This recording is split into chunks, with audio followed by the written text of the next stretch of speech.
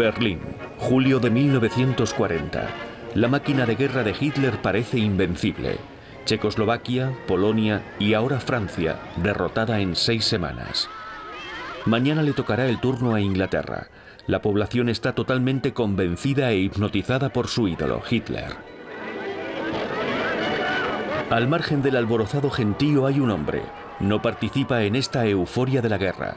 Su nombre es Otto Hampel. Junto con su mujer Elise, resistirán solos contra Hitler.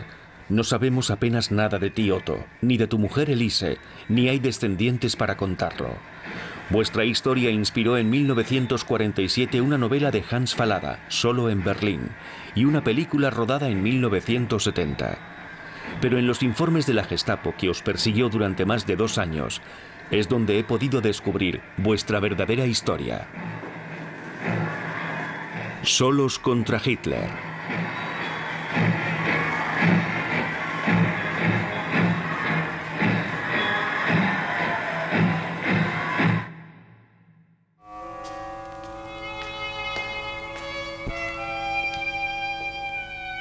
Estamos en 1940. Otto, asaltas los huecos de escalera, subes los pisos acechando el menor ruido y a cada paso pones en peligro tu vida. A tu alrededor, muchos se inquietaban por los proyectos de guerra de Hitler y temían por sus familiares enviados al frente, como Elise, tu esposa, que acababa de perder a su adorado hermano en el campo de batalla de Francia.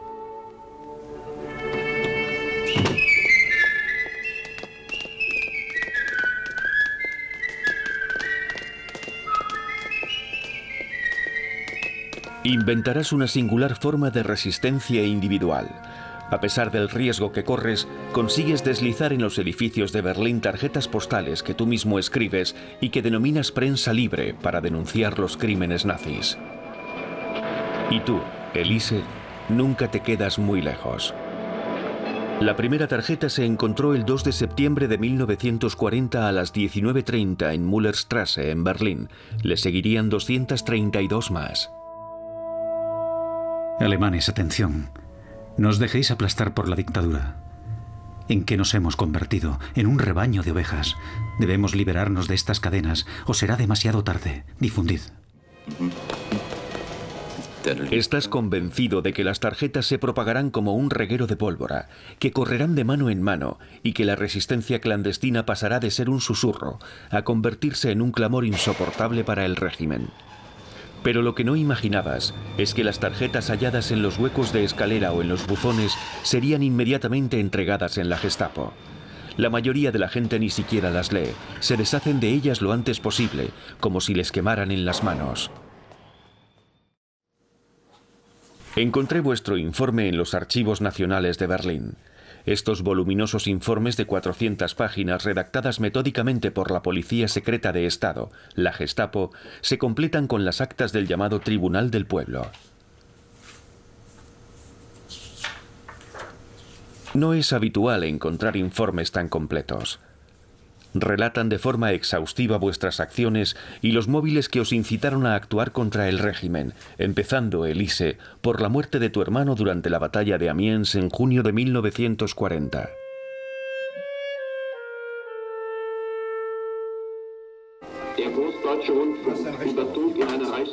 Vivís en un barrio obrero de Berlín, muy diferente de las pomposas fachadas del Tercer Reich.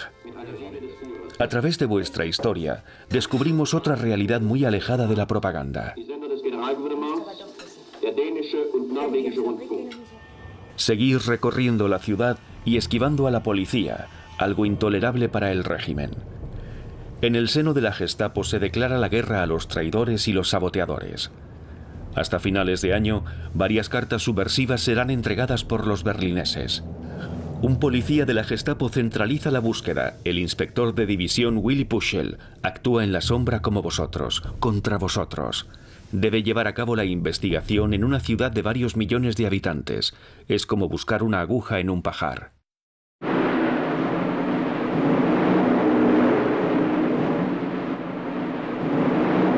Aquel sábado por la noche, Elise y tú escucháis por la radio que Coventry es el objetivo de la Luftwaffe. Es uno de los peores ataques aéreos que sufrió Gran Bretaña. Y escucháis a Hitler en un discurso histérico, encolerizado contra los ingleses. Un discurso que os subleva. Lanzaremos en una sola noche 150, 180, 230.000, 1 millón de kilos de bombas.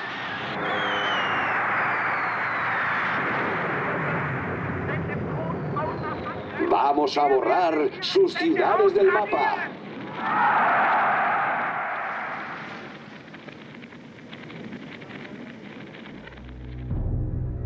El 20 de noviembre de 1940 entregan en la Gestapo una tarjeta hallada en Turinerstrasse. Soldados, no luchéis por la concepción del mundo de Hitler. Por culpa de Hitler, los trabajadores de Europa han sido traicionados. Abajo el gobierno de Hitler. Las tarjetas se acumulan en el despacho del inspector Puschel.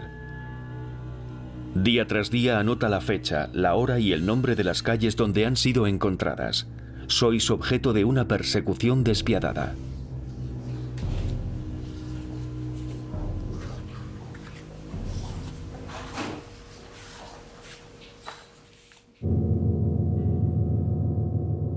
Hoy, vuestra ciudad es el objetivo de los ataques aéreos ingleses. Vuestros compatriotas no dan crédito, ellos que se creían invencibles.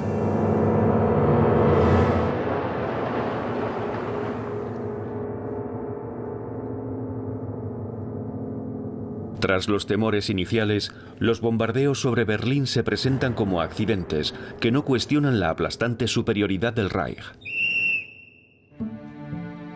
El régimen organiza la protección de la población civil contra los ataques aéreos. Os someten a ejercicios de seguridad y en un instante todos los berlineses tienen la misma cara.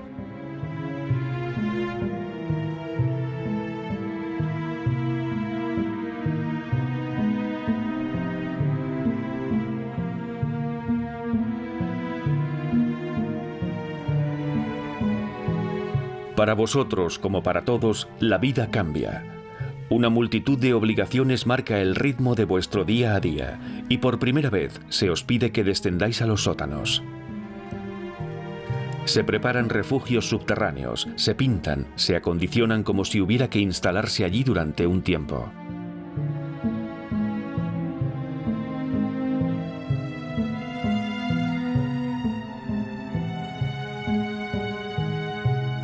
Os sentís incómodos en la promiscuidad de esos sótanos bajo las órdenes de un delegado de la protección aérea, que se encarga de mantener la moral de los ciudadanos y denunciar a los eventuales recalcitrantes.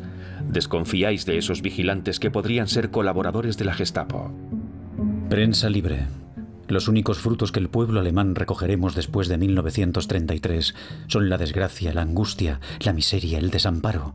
El hitlerismo ha despojado de sentido a nuestra existencia.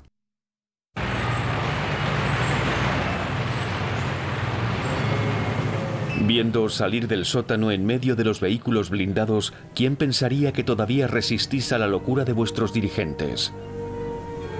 La historia se trama en los Estados Mayores. Hitler ha encajado su primera derrota. La invasión de Inglaterra ha sido un fracaso. A pesar de ello, prepara febrilmente la Operación Barbarroja, el ataque a la Unión Soviética. Hitler acrecienta su producción de armamento pidiendo regularmente aportaciones de metal. Cada persona debe entregarlo por sí misma.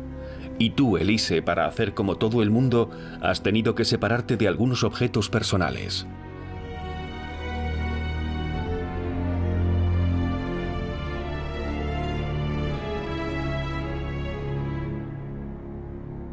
La industria de armamento funciona a pleno rendimiento.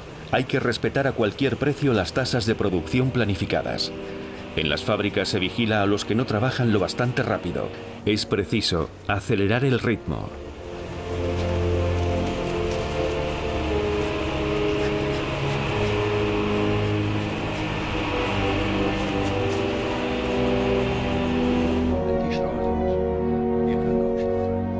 Contra las reiteradas colectas, Otto, escribes una carta que denuncia el rearmamento de Alemania.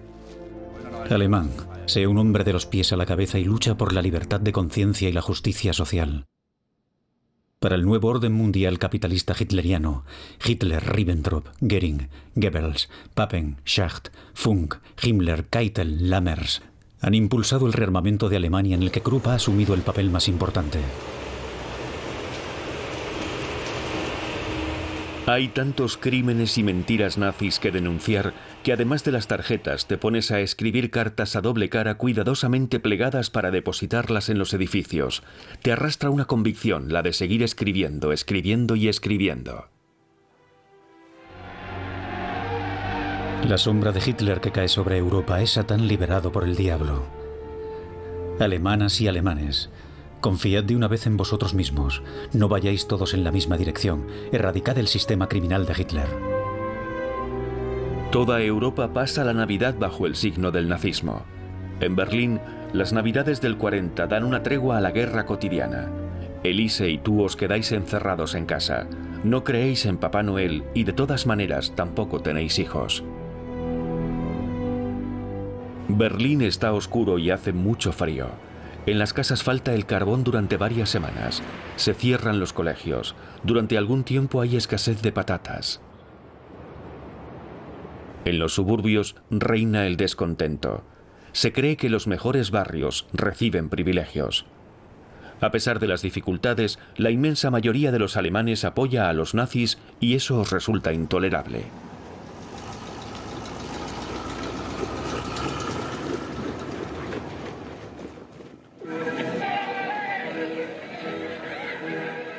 Otto y Elise, vosotros seguís trabajando como hormiguitas. Y cuando vais a pasear al parque, os preocupa que la vida siga como si no pasara nada, mientras el país está en guerra y ha sumido al mundo a su alrededor en la violencia.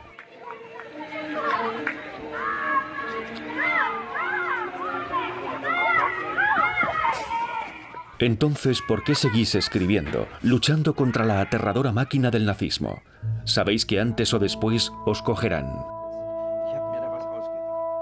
Hitler y sus partidarios no hablan desde 1933 más que de la paz y de los beneficios del socialismo futuro. Hoy, nosotros los alemanes, tenemos la prueba de que los discursos de Hitler no eran más que charlatanería hipócrita. La credulidad de muchos alemanes ha permitido a Hitler y a sus bonzos acceder al poder favorecido por las circunstancias.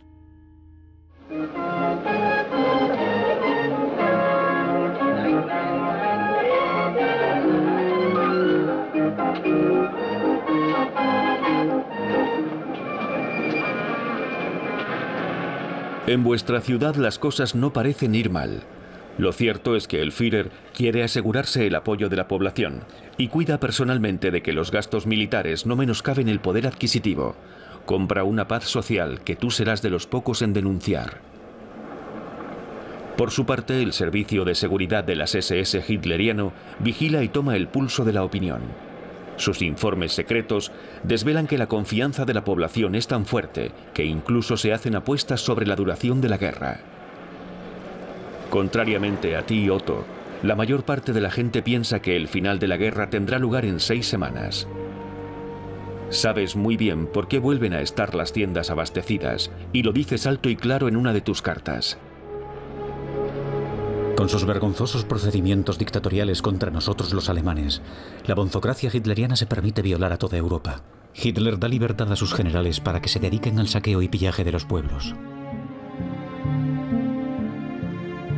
Los berlineses, acostumbrados a las restricciones y a las cartillas de racionamiento para el pan, la carne, el jabón y la ropa, se sorprenden de ver las vitrinas de las tiendas llenas y de poder comprar.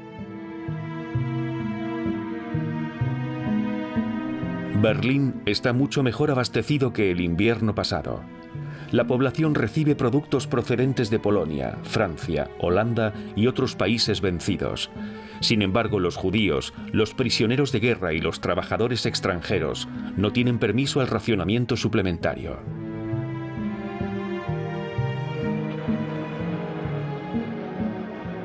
Esta vuelta a la abundancia no impide que Hitler siga alentando todo tipo de colectas. La propaganda recurre a la población continuamente.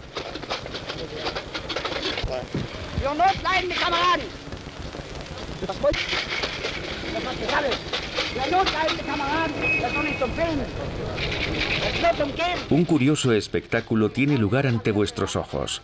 Hombres y mujeres nazis recorren las calles agitando el cepillo de hojalata. Es el auxilio de invierno creado oficialmente en favor de los necesitados.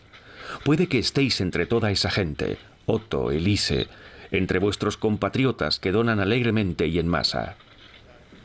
¿Solidaridad con los más desfavorecidos?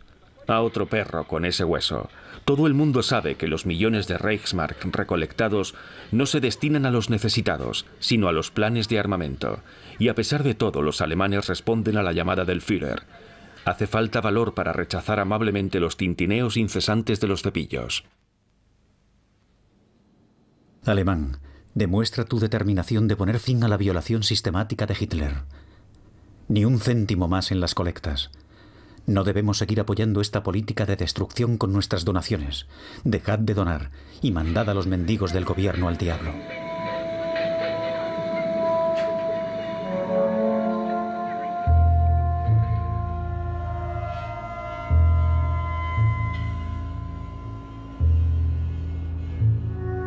Un día, Elise, te colocaron una insignia en la solapa de la chaqueta. Decidiste comprarla para que no pareciera que eras de las pocas que no dona. Todo el mundo, o casi todo el mundo, luce esta insignia.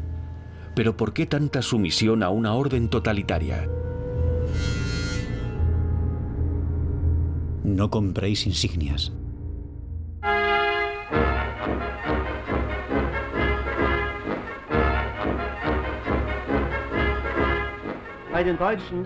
Toda la comunidad nacional se reúne el primer domingo de cada mes en invierno para el Eintopf. Y después, como si no bastara con las colectas y las insignias, el primer domingo de cada mes es el día del Eintopf. En casa, o preferiblemente en la calle, los alemanes se reúnen para comer su Eintopf, un guiso sin carne. Todos tienen la sensación de participar en la comunidad nacional. Al terminar la comida aparece el Blockwart, el jefe de bloque, haciendo resonar el cepillo. Lo que la gente no se ha gastado en un asado de domingo irá directamente a la colecta y de ahí a la maquinaria de guerra. Pero el Blockwart no se dedica únicamente a recoger el dinero. Sobre todo se encarga de vigilar y espiar a los ciudadanos. Y si alguno manifiesta la menor opinión antinazi, informa directamente a la Gestapo. Y vosotros, Otto y Elise, sois completamente conscientes de eso.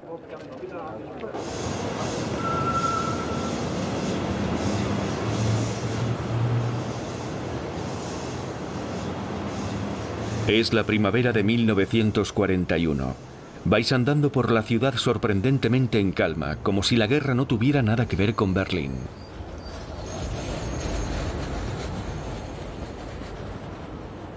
En los cines, junto a las películas de entretenimiento destinadas a olvidar la guerra, dos películas conmocionan al público. El judío eterno y El judío Sus, dos películas de propaganda odiosa supervisadas por Goebbels. Pero vosotros no vais al cine, es demasiado caro y no tenéis ganas de ver eso. El ministro de propaganda, el doctor Goebbels, lee la proclamación del Führer. Los nazis se sienten tan absolutamente invencibles que se lanzan a una nueva guerra de conquista. El ministro de propaganda Goebbels anuncia oficialmente la Operación Barbarroja, que abre el frente oriental el 22 de junio de 1941, la mayor operación militar de todos los tiempos.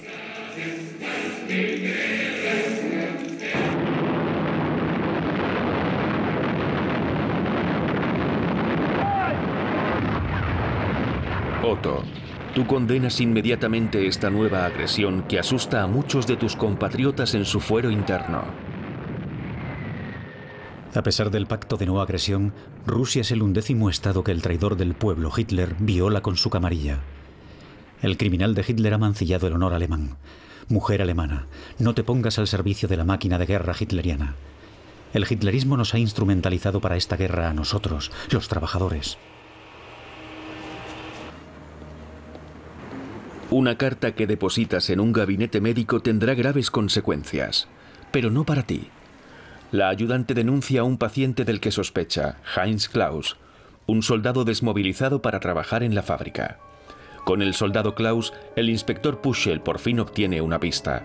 Ha pasado casi un año desde que se entregó la primera carta a la Gestapo. El despiadado engranaje de denuncias y vigilancia se pone en marcha. Siguen a Klaus día y noche. Movilizan agentes para investigar sus relaciones. Klaus sale de su casa todas las mañanas y se dirige hacia la Müllerstrasse.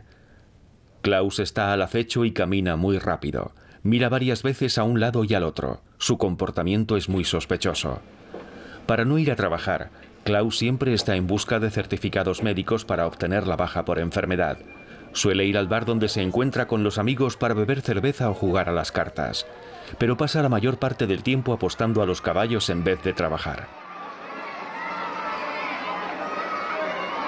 Hay una parte de la población que vive de apaños y chanchullos, que se las ingenia para evitar cualquier tipo de trabajo y consigue esquivar las privaciones de la economía de guerra nazi. Klaus es detenido en su casa el 16 de diciembre de 1941. El registro y los interrogatorios no aportan ningún resultado. El informe de la Gestapo contiene más de 40 páginas. 40 páginas dedicadas a un simple sospechoso. Sin embargo, los informes no mencionan lo que le ocurrió después de su detención.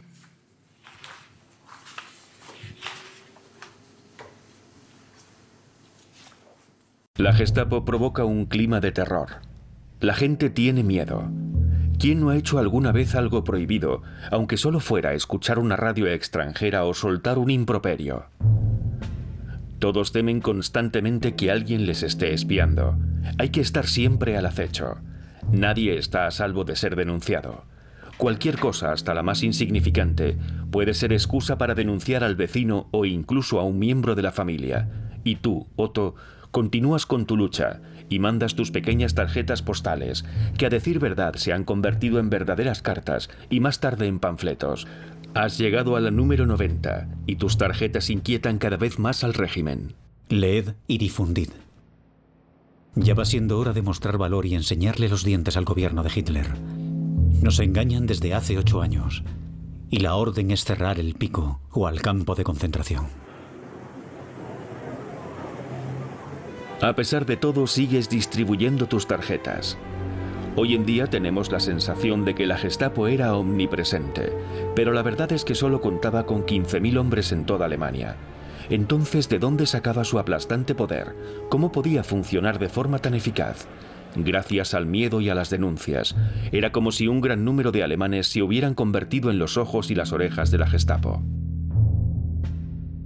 ¿Se puede resistir en un estado totalitario donde los nazis tienen al pueblo alemán a su merced, donde cualquier forma de resistencia colectiva resulta imposible?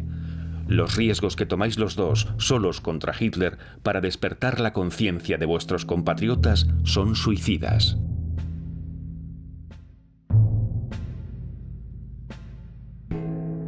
Las películas de propaganda antisemita han caldeado los ánimos. A partir de 1941, los judíos deben deshacerse de la mayoría de sus bienes en favor del Estado.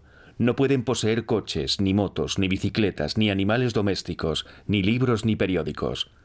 Además, se les prohíbe utilizar los transportes públicos, ir a las estaciones, a los restaurantes y a los jardines públicos. Se traspasa otra línea a partir del 19 de septiembre de 1941, cuando se obliga a los judíos a llevar la estrella de David sobre el abrigo con la palabra judío escrita encima.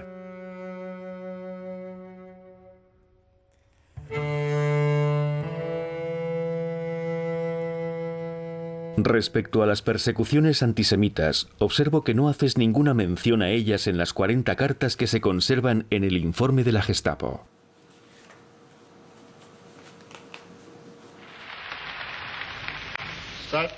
Desde hace 48 horas, la ofensiva vuelve a tomar proporciones gigantescas que conducirán a la destrucción del enemigo del Este. Para transmitir los mensajes de Hitler a las masas se instalan altavoces en las calles más importantes de Berlín. Durante la difusión tenéis que hacer como el resto de la gente, quedaros donde estáis y guardar silencio. Desde el 22 de junio, Se está librando una batalla decisiva para el mundo entero. Solo la posteridad comprenderá en su totalidad el alcance y la importancia de este acontecimiento. Es el principio de una nueva era. El discurso de Hitler del 3 de octubre de 1941 no es más que propaganda para prolongar sus maquinaciones de guerra. Durante su discurso, miles de soldados mueren en el campo de batalla. Y los fanáticos partidarios que había traído para llenar el Palacio de los Deportes de Berlín aplaudían la carnicería. Hasta ese día se habían entregado 147 cartas en la Gestapo. A pesar de las diferentes pistas que ha seguido el inspector Puschel, la investigación no avanza. Empieza a ser urgente cazar al culpable. Está en juego su carrera.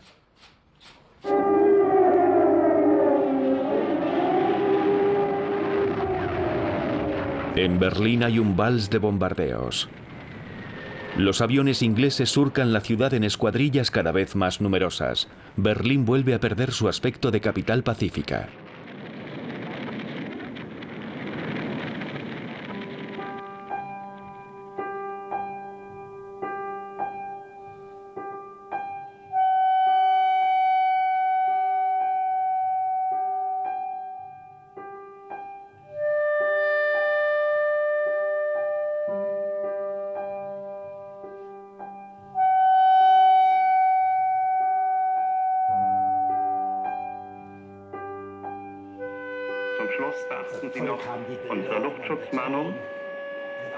La radio retransmite regularmente las instrucciones necesarias para protegerse de los ataques aéreos nocturnos.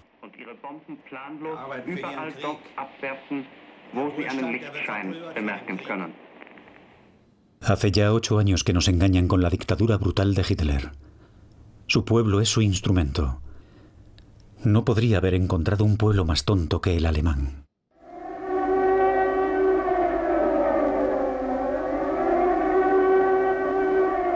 A partir de 1942, las alarmas no cesan. Los berlineses tienen los nervios destrozados por el recrudecimiento de las alarmas aéreas, que suelen resultar falsas.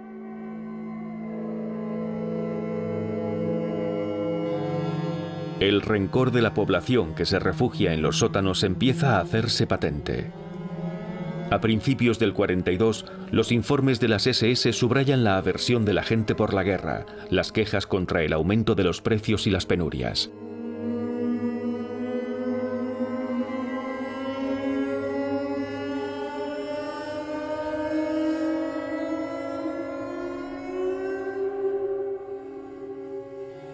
Por nuestras radios en lengua extranjera, las peroratas de Hitler aseguran que el pueblo alemán está bien abastecido, que es feliz y sobre todo que la guerra no afecta a Alemania. ¿Acaso Colonia, Münster, Kiel, Bremen, Hamburgo, Rostock, Düsseldorf, Frankfurt, Mannheim, Lübeck y Berlín no son ciudades alemanas? Como todo el mundo, Otto y Elise padecéis las privaciones. La gente tiene hambre, ya no queda nada en las tiendas. El año pasado, por lo menos, había productos que procedían del saqueo de los países vencidos. En marzo, los informes secretos de las SS revelan que la disminución de la distribución de alimentos tiene un efecto devastador en la moral de la población. En Europa, donde los vencidos, se sigue creyendo que en Berlín se vive a cuerpo de rey. Tus cartas, Otto, sugieren lo contrario. Y estas imágenes nos muestran a tus conciudadanos tal y como te los cruzabas por la calle.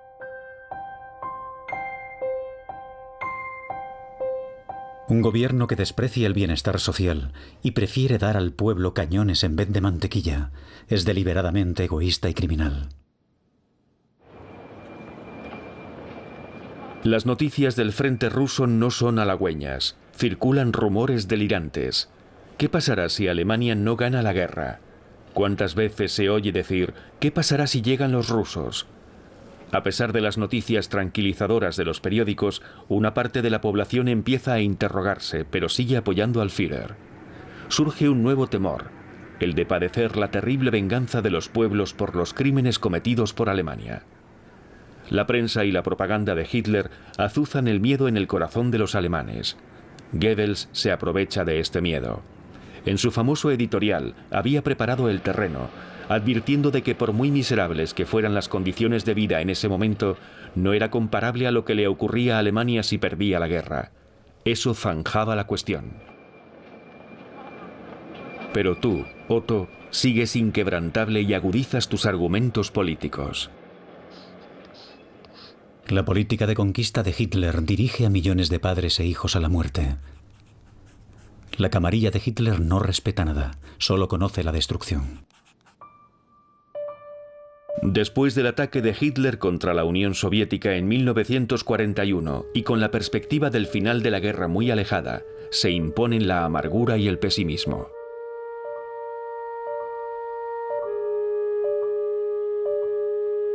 Pueblo alemán, despierta. Debemos liberarnos del hitlerismo. Mayo de 1942. Hace 20 meses que se inició la caza. El Servicio de Seguridad de las SS toma las riendas del asunto.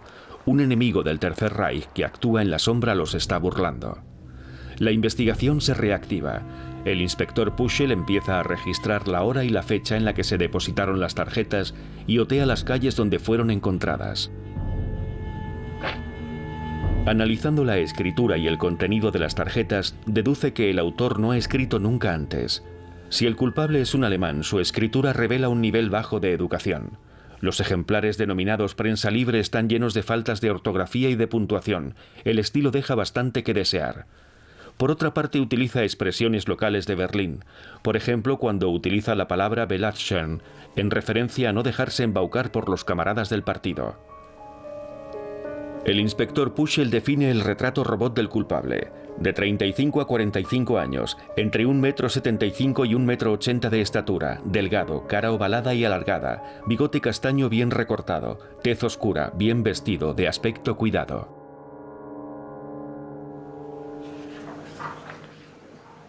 Su situación económica no debe de ser mala, puesto que ha utilizado varias veces sellos de correo sin obliterar para sus escritos. Sellos con el retrato de Hitler, en los que aprovecha para escribir Mörder, asesino. Alemanes, alemanas, debemos creer en nosotros mismos, y no en Hitler el desalmado. Soldados, acabad con la camarilla de Hitler, Himmler, Göring y Goebbels. El inspector Puschel vuelve a examinar una tarjeta que le había transmitido el Servicio de Seguridad de las SS. La tarjeta subversiva incita a trabajar más lento y a sabotear la colecta de ropa. Las sospechas recaen sobre Sander, un obrero que ha sido despedido por incitar a sus camaradas a trabajar muy lento. Vive en el sector de distribución de las tarjetas, pero por suerte cuenta con la confianza de los camaradas del partido del barrio, puesto que su mujer es jefa de bloque. Puschel ordena vigilar estrechamente a Sander, y esta vez Otto y Elise conseguís escapar de nuevo de las garras de la Gestapo. El 15 de julio de 1942, el inspector se topa con una nueva pista. En la fábrica de Siemens donde trabaja Otto, el ingeniero Kress recoge una tarjeta que se te cae del bolsillo en un descuido. Se titula ¿Por qué morir por la gloria de Hitler? No tarda en advertir a la Gestapo. 2 meses más tarde, el cerco se cierra por fin alrededor del esquivo agitador que lleva 2 años distribuyendo tarjetas. Puschel se da cuenta de que tú, Otto, vives cerca del lugar principal de distribución de tarjetas. Un informe confidencial de las SS que había recibido Puschel indica que Hampel y su mujer no son especialmente favorables al régimen. Lo han demostrado multitud de veces durante las colectas regulares del auxilio de invierno, en las que han participado con contribuciones insignificantes. El jefe de bloque no ha conseguido lograr una colaboración positiva de la pareja ni una mayor aportación económica. El 27 de septiembre, Frau Baschke encuentra una tarjeta en la escalera de su edificio en Eisenacher Straße. Es urgente que los alemanes sensatos se unan y combatan el gobierno de guerra de Hitler. El desalmado de Hitler convierte el fanatismo de masas en una tumba de masas para los padres y los hijos. En la guerra o en la paz, el hitlerismo aniquila los fundamentos de los derechos humanos. Al dirigirse a la comisaría para entregar la tarjeta, a Frau Vasque le parece reconocer en la calle al hombre y la mujer que se acaba de cruzar en la escalera. Mientras se alejan, ella los sigue y solicita a la policía que compruebe su identidad. Un mes más tarde, el 20 de octubre, tú, Otto, el ajustador Hampel y tu mujer Elise sois detenidos.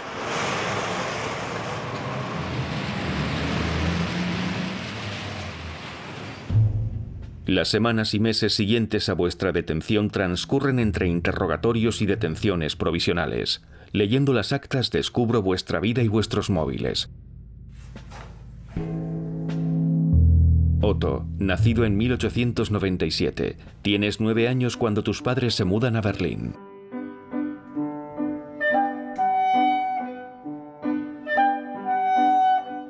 Te pones a hacer trabajillos nada más terminar la educación primaria.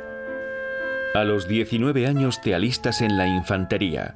A finales de los años 20 te contratan en las fábricas de cables Siemens-Schuckert, donde vas subiendo el escalafón hasta convertirte en ajustador. En 1928 te afilias a los Stahlhelm, los cascos de acero, una organización paramilitar de inspiración nacionalista creada después de la Primera Guerra Mundial.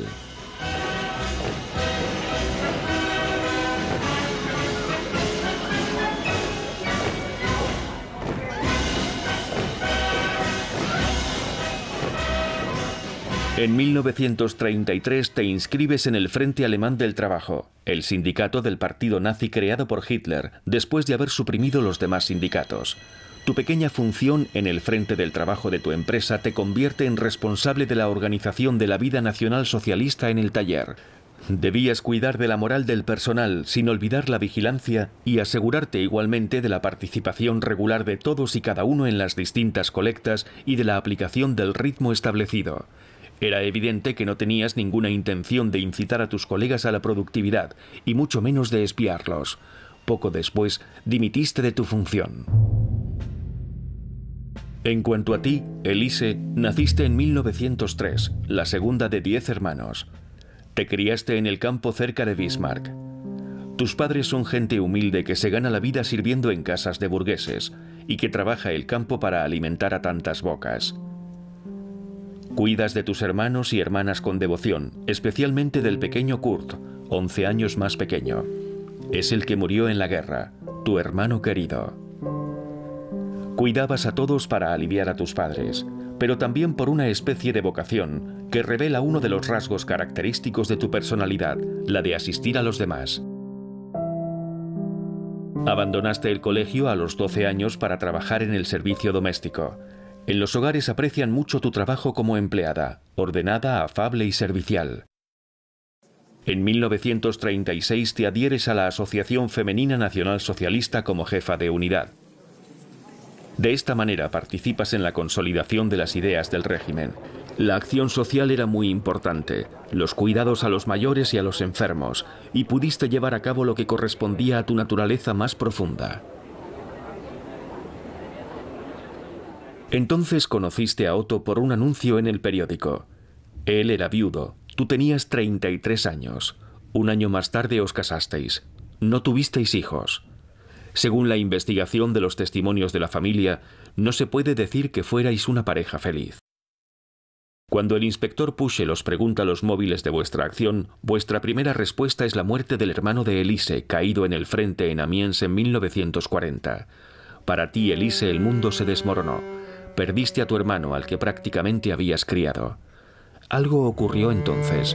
Tú, Otto, te compadeciste del sufrimiento de Elise como si la profunda tristeza hubiera borrado la distancia y la frialdad que se había instalado en vuestra pareja. Y os pusisteis a hablar de vuestra indignación ante la evolución política general. Entonces tú, Elise, dimitiste de tus funciones en la Asociación Femenina Nacional Socialista. Además, siempre habíais rechazado profundamente la diferencia que se hacía entre los que eran del partido y los que no lo eran. La pertenencia al partido ofrecía ventajas y privilegios. Los que no eran miembros no contaban. Esa injusticia os parecía intolerable. Tú eras el único que trabajaba, Otto. Tu salario no era muy elevado y soportabais todo tipo de obligaciones económicas suplementarias como las dichosas colectas. Y tu dolor, Elise, después de la absurda muerte de tu hermano en el frente, reforzó vuestro rechazo al esfuerzo de guerra. Juntos decidisteis reaccionar para soltar vuestra rabia, pero también para abrir los ojos de vuestros conciudadanos. Tenían que saber la verdad. La guerra debía terminar.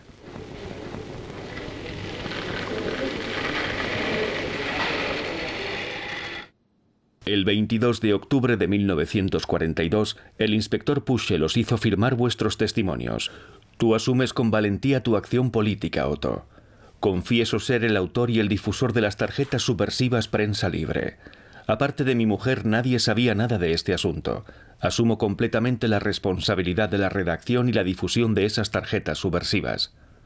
Durante tu interrogatorio, Elise, afirmas: reconozco que soy absolutamente cómplice de nuestra acción. Mi marido no es más culpable que yo, era nuestra obra común. El juzgado de instrucción del Tribunal del Pueblo sentencia la detención preventiva. Otto, tú que no has tenido una verdadera educación, que durante un tiempo apoyaste el régimen, que actuabas en la más absoluta soledad, ¿cómo pudiste alcanzar ese grado de conciencia? Sabemos que el acceso a la información era difícil, que no había prensa libre y que a los alemanes les estaba prohibido escuchar las radios extranjeras. ¿De dónde procedía tu lucidez política? Las tarjetas que depositabas son la prueba de que, a pesar de la desinformación general, era posible mirar a los ojos a la realidad y sacar algunas conclusiones. Me pregunto si, al igual que tú, la población era consciente de los crímenes alemanes o si prefería hacer oídos sordos. ¿Cuántos alemanes tenían el valor de abrir los ojos?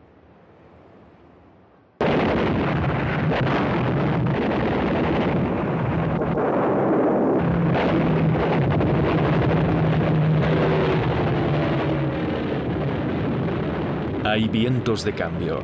1943 será un año decisivo. Pero vosotros, Otto y Elise, desde vuestra celda, no podéis saber qué pasa en el mundo. En el exterior los bombardeos retoman con intensidad. Son los peores que han sufrido los berlineses desde el principio de la guerra.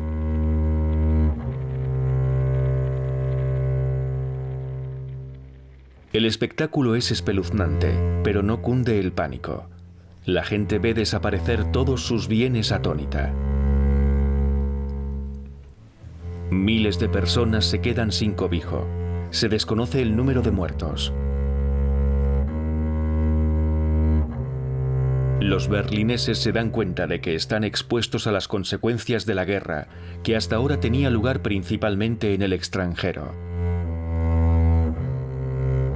Os indignaría ver en medio de las ruinas una enorme bandera con la cruz gamada y pancartas de apoyo al Führer.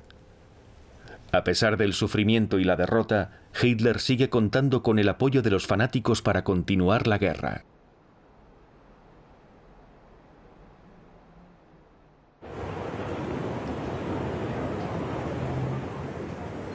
Berlín está medio en ruinas, pero la audiencia principal del Tribunal del Pueblo se celebra el 22 de enero de 1943, un juicio normal, por así decirlo, un simulacro de justicia y orden. El acta de acusación, el juicio y la condena del Tribunal del Pueblo de Berlín se pronuncia en nombre del pueblo alemán. La acusación lleva el título de Preparativos de alta traición. Los acusados han redactado y difundido juntos, de 1940 a 1942, más de 200 octavillas en las que inducen a derribar el gobierno nacional socialista, profiriendo graves injurias contra el Führer e incitando al deber de resistencia y al sabotaje de la industria de armamento. Por consiguiente, el acusado Otto Hermann Hampel y su esposa Martha Elise Hampel, a consecuencia de su acción de desorganización de la defensa en relación con los preparativos de alta traición y de su traición en favor del enemigo, son condenados a muerte.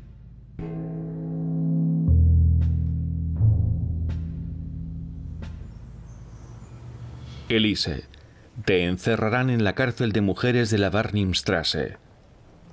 Otto, serás encarcelado en Moabit. No volveréis a veros. Pero cuando os enfrentáis a una muerte inminente se produce una ruptura brutal en vuestra relación. Como si vuestra convergencia y solidaridad indefectible que os había dado el valor necesario para vuestra acción de resistencia solitaria no hubieran existido nunca. En la novela de Hans Fallada os mantenéis fieles al amor y la solidaridad hasta el final. En realidad, Otto y tú, Elise, os acusáis mutuamente y descargáis en el otro toda la responsabilidad de vuestra acción. ¿Qué ocurrió? Los dos imploráis el indulto. Cada uno intenta salvar el pellejo por su lado. Otto, tú escribes: me arrepiento de mis acciones. La declaración de mi mujer del 22 de enero de 1943 es una gran falacia proferida delante de todo el mundo. Le exijo que diga honestamente que era su deseo por su reacción hostil tras la muerte heroica de su hermano. Cuando se enteraba de que el suministro de tarjetas no disminuía lo bastante rápido, me incitaba a seguir escribiendo. Elise, tú también tienes palabras duras. Ni siquiera llamas a Otto por su nombre. Hablas del viejo, del tipo ese. Era un tipo inmundo. Nunca había creído que se podía llegar a tal infamia y a tal falta de escrúpulos. ¿Cómo se explica este odio repentino? ¿Os manipularon? El sadismo de los nazis lograba que las víctimas se acusaran entre sí.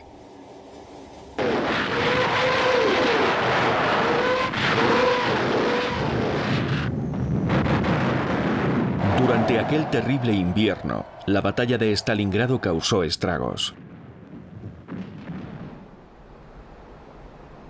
La batalla de Stalingrado ha tocado fin.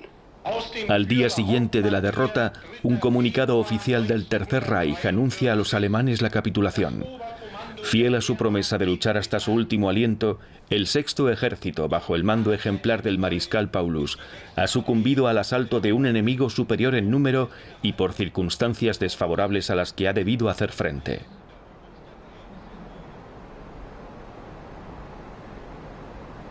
En el aislamiento de vuestra celda, Otto y Elise, ¿acaso supisteis que Hitler había perdido la batalla de Stalingrado?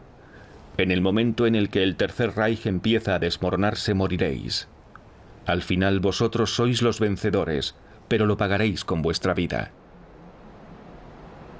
El 18 de febrero de 1943, días después de la derrota de Stalingrado, el ministro de propaganda Goebbels utiliza el desastre y proclama la guerra total. 14.000 fanáticos partidarios se reúnen a golpe de tambor en el Palacio de los Deportes de Berlín. ¿Quieren la guerra total? Todas las radios retransmiten la manifestación grandiosa que debe dejar constancia de la determinación inquebrantable de los alemanes de luchar hasta la victoria final. ¿Quieren una guerra más total? ¿Más radical de lo que hoy no podríamos siquiera imaginar?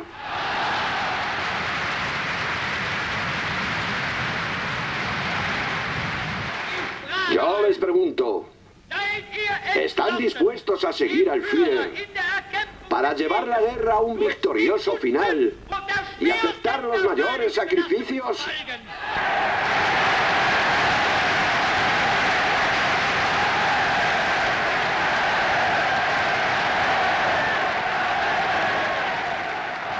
En respuesta a la consigna de Goebbels, los nuevos miembros del Reich son movilizados precipitadamente. Richard, tu joven hermano, Elise, escribe una carta al Führer. Estoy deseando cumplir con mi deber como soldado, porque la guerra total requiere de nuevo a los mejores, y esta guerra debe ser ganada, y lo será. Pero antes vuelvo a pedir otra vez el indulto para mi hermana, porque ¿dónde encontraré el valor y la energía necesarias si me arrancan un pedazo del corazón? El ministro de Justicia del Reich responde el 24 de marzo de 1943. He decidido, habilitado por el Führer, no usar el derecho al indulto y dejar que la justicia continúe su curso. El 8 de abril de 1943, Elise, escribes una última carta. Queridísimos padres, me vuelve todo en los pensamientos. Querida mamá, me acuerdo de todos los momentos que he vivido contigo y gracias a ti. Gracias de todo corazón. Me siento liberada de la enorme falta que he cometido por culpa de este hombre. Querido papá, me acuerdo de nuestro paseo por el bosque en septiembre. Cómo me gustaría revivir esos momentos con vosotros dos. Pero esto es un adiós y debo reencontrarme con nuestro amado Kurt. Creo en Dios y muero en la creencia de que esta falta y todo el mal que he hecho en mi vida serán perdonados. Me hubiera gustado redimir esta falta de otra manera para no mancillar nuestro nombre. Me gustaría tanto apretar mis manos contra las vuestras y que mis besos secaran las lágrimas de vuestra cara. Adiós, sed tan fuertes como yo. Gracias por vuestro gran amor. El 8 de abril las sentencias de pena de muerte son ejecutadas en el establecimiento de Plötzensee. Otto es guillotinado a las 19 horas, Elise a las 19:20. El ministro de Justicia del Reich se niega a devolver los cuerpos a las familias para su inhumación y ordena entregar los cadáveres al Instituto Anatómico de Berlín. Un mes después de la ejecución, la administración de la cárcel de mujeres demanda al Tribunal del Pueblo si las posesiones de Elise pueden ser devueltas a su padre. Había un abrigo, una bata, un vestido, un chaleco, una chaqueta, un delantal, 2 bragas, un corsé, 2 pañuelos, una cesta, unas zapatillas, unos zapatos de goma, un sombrero, materiales de costura, hilo de coser, peines, un cepillo, 3 pares de medias, unos mitones, un lapicero, un monedero, 3 fotos, 5 pañuelos.